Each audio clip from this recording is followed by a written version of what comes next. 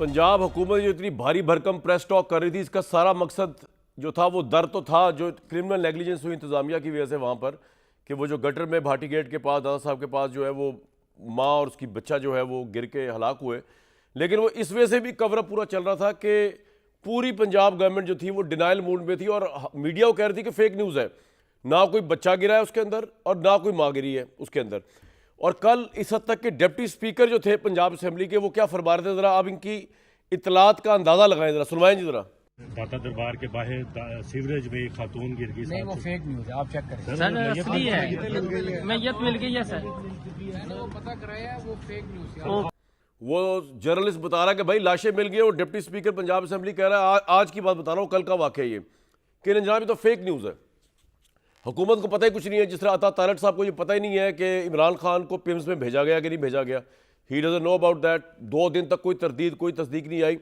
आज उन्होंने जो है वो बताया और बड़ा निपतुल अल्फाज में बताया, और मैं सुन के जो है मैं बड़ा मैंने कहा जनाब क्या निपतुल अल्फाज में उन्होंने ऐसा मेलो डाउन करके वाकया सुनाया। सुने ना तारड़ साहब क्या फरमा रहे हैं।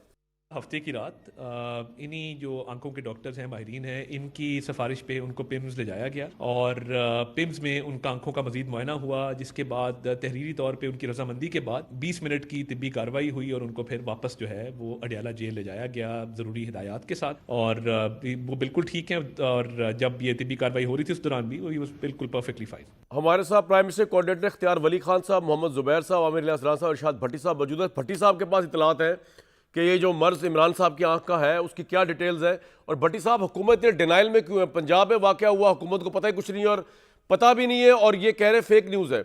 वहाँ पे लवाहिकीन कह रहे थे अगर ये फेक न्यूज़ की तरह इसको ट्रीट ना करते तो शायद किसी एक की जान बचाई जा सकती। नंबर 1। नंबर 2, ये पिम्स वाला वाकया हुआ, हुकूमत फिर डिनाइल मूड में, उसको हुकूमत को पता ही कुछ नहीं है, इनको पता ही कुछ नहीं है, ये जानबूझ कैसे करते हैं। और इमरान साहब की जो बीमारी आई उसकी क्या डिटेल आपके सामने है सर। पहली बात तो ये मेरे भाई के ये जो 22 साल सादिया और 10 माह की रिदा, इनकी जिस तरह जान गई ये अफसोसनाक है, और इनकी फैमिली के साथ इजहार ताज़ियत और हमदर्दी।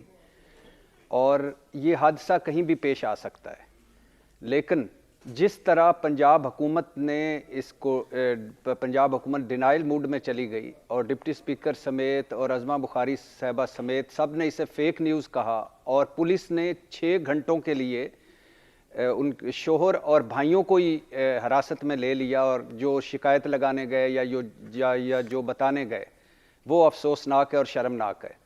अभी 2-3 दिन पहले अज़मा बुखारी साहबा आपके शो में कुछ लम्हों के लिए तशरीफ़ आवरी हुई उनकी, और उनसे मैंने पूछा था कि 132 गानों पर, जिन गानों पर पाबंदी लगाई, स्टेज गाने, वो थे गैर इखलाकी और ज़ूमानी। क्या नकदा कोका भी गैर इखलाकी और ज़ूमानी है? तो उन्होंने मुझे कहा कि ये आप फेक न्यूज़ फैला रहे हो, और ये स्टेज गाने थे जिन पर पाबंदी लगाई, इनका बसंत से कोई ताल्लुक नहीं। हजूर मान लिया, लेकिन मेरा सवाल वही था क्या नकदा कोका गैर इखलाकी गाना है? लेकिन वो ये जवाब दिए बिना चले गए। और आज अज़मा बुखारी साहबा से पूछना है कि ये नकदा कोका पर पाबंदी लगाई है या ये भी वैसे ही फेक न्यूज़ है जैसे ये माँ बेटी के हवाले से, आप गिरने और जहाँ भाग होने के हवाले से आपने कहा कि ये फेक न्यूज़ है।